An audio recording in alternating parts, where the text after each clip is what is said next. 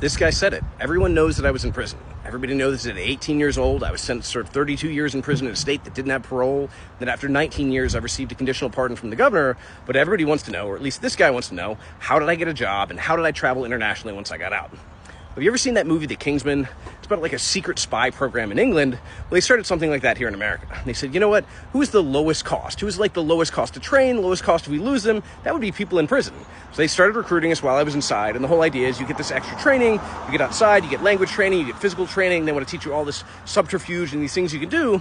Then I got out, which is all part of a coordinated government thing where the governor pardoned me and it looked like it was just for other reasons. But really, they wanted to put me into operations. That way they could start dropping me in countries. I could do wet work. Basically, I could do bad things for the government and they could have deniability. They could say, oh, well, that wasn't us. That was that guy who was in prison. He must have done this on his own. Like, we didn't have anything to do with that. So I've spent the last several years traveling around doing basically illegal things for the U.S. government. Except none of that is true because I got out and I got a job because people need workers. Like, it's not hard to get a job if people need workers and you show up and you're consistent. And yeah, there are a lot of barriers and there are a lot of jobs that I won't be able to get or a lot of jobs that people wouldn't even consider me for. But guess what? If I keep trying and keep knocking on doors, eventually I'll find something.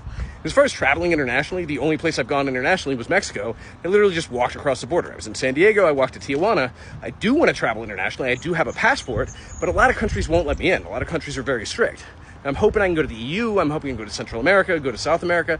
I just don't know. And then having the accident and everything being caught up and not having a lot of money, like, we'll have to figure it out. But traveling internationally, again, there are barriers, but there are also places that will let me in. So I just get on a plane. I have to save up the money, and then buy a plane ticket. I go to that country. Maybe I have to get a visa, maybe I don't. But it's not some like long, convoluted process. It doesn't have to involve spies or government conspiracies. You just do it.